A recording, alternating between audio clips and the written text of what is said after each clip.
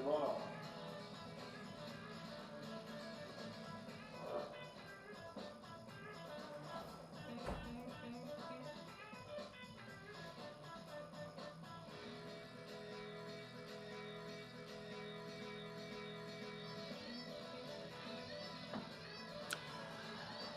Mesdames, Messieurs, bonjour. Bonjour à vous. Je vous accueille à Yaoundé, le cœur enflammé de joie. Vous, millions de téléspectateurs, ceux du Cameroun et du monde entier qui sont tous chargés fort d'informations. Bienvenue donc à la cité capitale. Nous sommes le 29 avril 2019, c'est l'an de grâce. Bienvenue donc à cet exercice. Vous l'avez bien compris, il s'agit de la revue de presse Made in Yaoundé. On va commencer ce matin, comme d'habitude, d'ailleurs, par Cameroun Tribune. Et nous nous transportons du côté de Kekem. Nous sommes dans le département de Yonkam, dans la région de l'Ouest Cameroun. Kekem qui tient le bon bout et qui a donc vu être inaugurée vendredi dernier une usine de transformation des fèves de cacao, donc, soit un investissement d'à peu près de 54 milliards de francs CFA qui va ainsi créer, pour le dire avec le journal Cameroun Tribune ce matin, qui va donc créer à peu près 825 emplois directs. On peut comprendre pourquoi Cameroun Tribune en fait grand écho ce matin et il se vante d'ailleurs au même titre que le Premier ministre chef du gouvernement qui a donc procédé à l'inauguration de la dite usine. On l'a dit vendredi dernier du côté de Kekem. C'était dans une inauguration qui a été présidée par le Premier ministre Joseph John Ngouté. La deuxième une du quotidien camerounais à capitaux publics Cameroun Tribune, édition de ce matin, est tout en sport et en football en particulier, avec le sacre des Lions de moins de 17 ans. Eh bien, ils sont venus à bout hier contre la Guinée du côté de la Tanzanie, à l'issue donc de cette finale qui les a opposés à ce pays, la Guinée, que donc les Lions de moins de 17 ans sont sur le toit de l'Afrique. Ils ont donc remporté cette victoire et une victoire qui sera davantage célébrée tout à l'heure à 11h lors de l'arrivée à l'aéroport international de Yaoundé-Nsimalen. Renseigne justement Cameroun Tribune qui en fait large écho ce matin. Dossier d'Afrique pour parler et rester en sport et en football. Dossier d'Afrique qui se consacre justement aussi à la CAN de 2019. Eh bien, préalablement, c'est le Cameroun qui devait l'organiser. Ce sera du côté de l'Égypte, mais le Cameroun prendra effectivement part à cette compétition. Et ce matin, le journal dresse non seulement la liste de joueurs africains les mieux payés sur la planète footballistique, sur le monde, mais également le journal estime qu'il y a d'un côté comme de l'autre les forces et les faiblesses des adversaires des Lions indomptables à l'occasion de cette compétition qui va démarrer au mois de juin prochain. On l'a déjà dit, ce sera du côté de l'Égypte, en totale rupture avec le sport et le football en particulier. L'hebdomadaire Hot News, également en kiosque ce jour, représente un peu la cathédrale Notre-Dame de Saint-Milman. On va ainsi l'appeler affectueusement,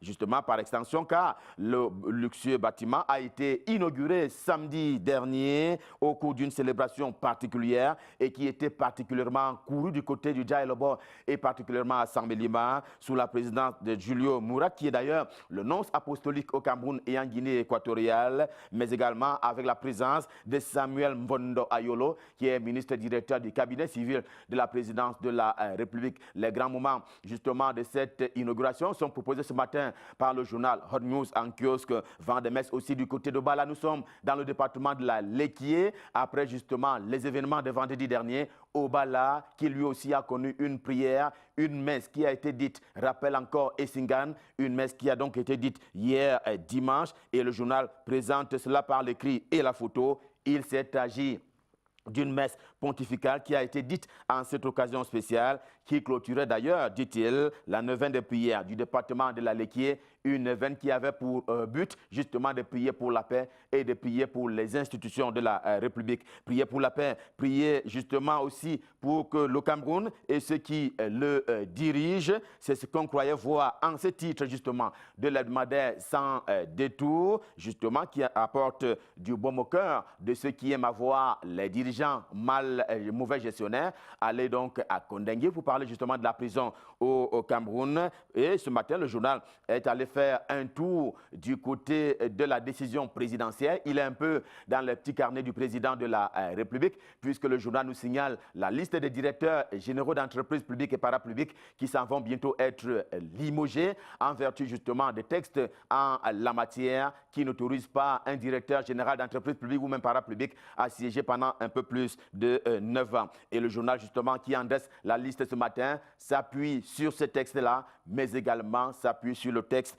et le contexte actuel du Cameroun. Et pendant ce temps, le journal L'Albatros, tout aussi en kiosque ce jour, dans le sillage de opération dite Épervier, qui est justement en charge de procéder à l'arrestation de certains gestionnaires indélicats. L'Albatros annonce la libération pour sa part de Jean-Baptiste Nguinéfa, dont on sait qu'il est en prison depuis quelques années maintenant pour les faits qui lui sont reprochés. Et ce pourrait être, pour parler de cette libération de Jean-Baptiste Nguinéfa, eh bien, le journal annonce la date du 14 mai prochain et c'est une conclusion à laquelle aboutit le journal L'Albatros. Y étant, il faut penser et avoir justement une idée précise des événements de Bamenda et aussi de Buea pour parler des deux capitales respectives du nord-ouest et du sud-ouest camerounais, justement ces deux régions qui sont en proie à ces affres des sécessionnistes.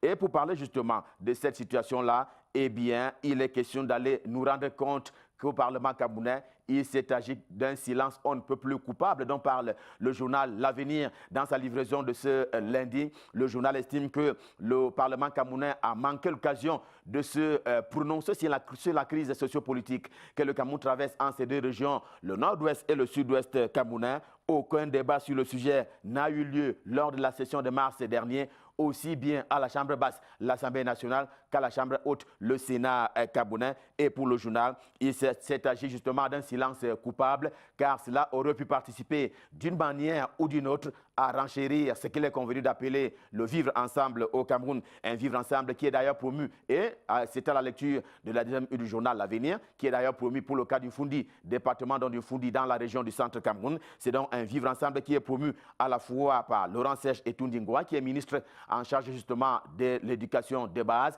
mais également par Paul-Éric Djomgwe, qui est l'un des députés du département du Fundi et principalement de Yaoundé. Dans ce cas-là, le journal estime qu'il faut davantage promouvoir le vivre ensemble et cela doit commencer par la représentation nationale pour parler justement de l'Assemblée nationale dont on ne sait pas pourquoi elle s'est tue sur le cas de cette crise anglophone. Et sur le terrain de la crise anglophone, justement, le quotidien édition de ce lundi fait dire que dans les deux régions concernées, c'est-à-dire le nord-ouest et le sud-ouest camerounais, l'État reste debout et concentré. Ce sont d'ailleurs là les assurances qui ont été données par les deux gouverneurs, respectivement du nord-ouest et du sud-ouest camerounais, pour parler justement de Adolphe Beban Tchofolele l'Afrique et aussi de Bernard Okala Bilaye, qui est donc lui en charge de la région du sud-ouest camerounais. La crise anglophone est également au cœur des préoccupations du quotidien Mutation, le journal de Georges Alain Boyemo, édition de ce 29 avril 2019, qui revient ce matin sur l'enlèvement du chairman du SDF. Je parle donc de Nidjon Fundi et comme à son habitude, le quotidien Mutation a eu le mot juste. Il ne s'est pas agi d'un enlèvement, il s'est agi d'un rap. C'était du côté de Kumbo. Dans le journal aussi, il y a la mise au point de Joshua aussi, qui est le candidat pendant la dernière élection présidentielle, qui était donc le candidat du SDF par rapport à cette compétition politique. Et pour éviter l'amalgame, Joshua aussi fait donc le point ce matin dans le quotidien Mutation. Mais la question reste entière, elle reste même lancinante. Comment sortir de la crise dite anglophone qui court au Cameroun depuis bientôt 3 ans maintenant? Le jour du jour, le quotidien bleu, c'est le journal d'Aban Mana, en profite d'ailleurs pour procéder à une espèce d'évaluation justement des mesures qui ont été prises jusqu'ici par le gouvernement camerounais. Question de sortir de ce bourbier. Évaluation faite, le journal arrive à la conclusion d'un impact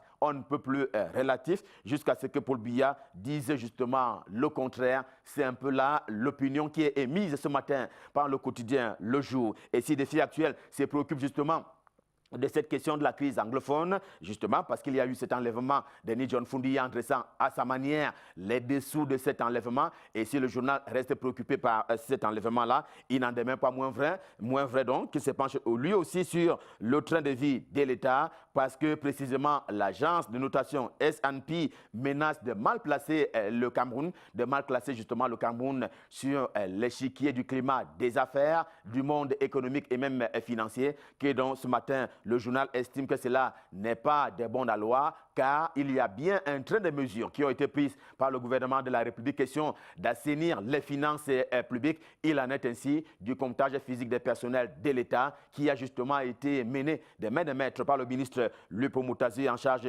des finances publiques. Et c'est le cas de le signaler avec le journal Génération Libre, tout aussi en kiosque ce matin. Et par rapport aux gendarmes qui sont indélicats, la corruption étant l'un des mots contre lesquels le gouvernement de la République lutte avec acharnement, que donc il y a des gendarmes indélicats. Aussi, un numéro a-t-il été servi pour cela au Camerounais par le secrétaire d'État en charge de la gendarmerie. Il est justement lui qui a donc pris cette mesure, question de permettre aux Camerounais de pouvoir se plaindre du bon côté avec un numéro de téléphone qui a été mis à leur disposition. L'épervier, pour sa part, c'est le journal de Léopold Clovis Nudjo. L'épervier, pour sa part, renseigne sur Paul Biya, dont il dit qu'il est un président de la République, philanthrope. Vous le voyez à la grande une du journal ce matin. Et il est au service de l'État. Il tire au clair le plus récent exemple, la plus récente illustration qui fait dire au journal que le président camerounais est aussi un philanthrope. C'est à propos de l'octroi d'1 milliard de francs CFA en faveur justement des souscripteurs de la MIDA, dont on sait qu'ils étaient justement dans une situation de désarroi après avoir procédé à un certain nombre de placements en termes financiers. Ils n'étaient pas rentrés jusque-là dans leurs fonds et le président camerounais est donc venu à leur secours en mettant à leur disposition la rondelette somme de 1 milliard de francs CFA. Et puis le journal L'Épervier ne se fait pas l'ombre de cela, il ne fait donc pas l'ombre de cela. Demain, c'est bien entendu le 1er mai, c'est-à-dire après-demain justement, c'est la fête du travail, ce sera le 1er mai. Et déjà, le ministre Grégoire Ouna du Travail et de la Sécurité sociale a mis les petits plats dans les grands, signale justement le pervers ce matin au chapitre des préparatifs. Le quotidien camerounais d'expression anglaise, The Guardian Post, est aussi en kiosque ce lundi. Il livre habituellement ces informations en anglais. C'est l'une des langues officielles du Cameroun qui partage donc cette officialité avec le français. Le journal n'a pas dérogé à la règle ce matin en prouvant à sa manière ce pourquoi les députés et autres parlementaires du SDF, pour parler également des autres élus relevant de cette formation politique, que donc ceux-là s'en vont repartir. Ils vont donc repartir à zéro en termes de conquête de légitimité. Allusion faite à ce rap de Nidjon Fundi, qui est une preuve, s'il en était encore besoin, que les élus du SDF ont aussi le devoir de repartir sur le terrain. Question d'aller rechercher la légitimité qui n'a pas été consacrée à l'occasion de ce rap de Nidjon Fundi. De quoi, justement, nous atterrir du côté du journal Le Financier d'Afrique qui traite au quotidien des questions économiques et financières. Et ce matin, c'est avec un fonds de satisfecit du Fonds monétaire international, un satisfecit qui a donc été exprimé par le chef de cette mission au Cameroun quant aux progrès qui ont été réalisés par le pays de Paul Biya à propos de la revue économique, signale justement Le Financier d'Afrique. La grande une du journal donne à collecter les récoltes justement du récent séjour, une fois encore en termes de diplomatie économique et financière, le récent séjour au Cameroun, justement de la secrétaire générale de la Commission économique des Nations Unies, qui a donc déjà produit des effets, et le journal qui annonce que bientôt et pour les 10 prochaines années, eh bien, le pays va bénéficier d'à peu près 500 millions de dollars de francs CFA en termes justement d'apport de la Commission économique des Nations Unies. Ce sera donc pour les 10 prochaines années. L'argent ne va pas transiter par les aéroports du Cameroun. Il y a les méthodes conventionnelles pour cela, lesquelles aéroports, justement pour faire cas de cette une du journal La Voix du Centre, le journal ce matin qui raconte un peu les misères de certains Camerounais de la diaspora quand il s'agit de revenir au pays. Eh bien, ces Camerounais-là ont quelque peu de difficultés à accéder à leur pays du fait d'un certain nombre de faits qui sont relatées ce matin par le journal en l'état actuel des choses, parce qu'il faut également le rappeler, le Cameroun est sur le front de la lutte contre l'insécurité. Le soir ce matin, lui, nous conduit du côté de la Cam Water,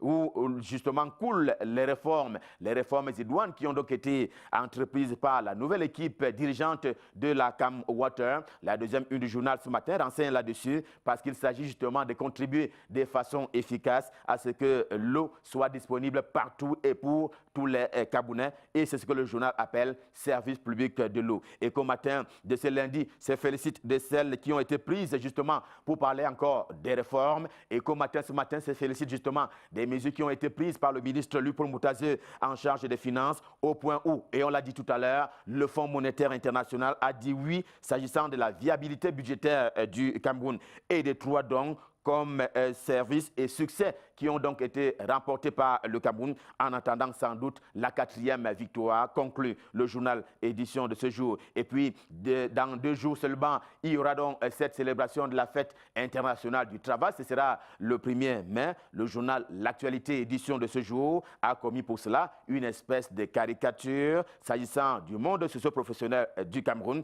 Eh bien, le plus clair, des employés sont en colère. Il y va du secteur public comme du secteur privé. Le journal ce matin estime que les conditions les meilleures ne sont pas réunies pour les travailleurs sociaux camerounais et d'où donc leur colère qui s'en va être manifestée lors de la célébration le 1er mai prochain justement de la fête internationale du travail. Et ce matin, on va terminer par le quotidien Émergence, le journal de Magnus Biaga qui est sur la piste du président camerounais Paul Biya qui est désormais un adepte des réseaux sociaux.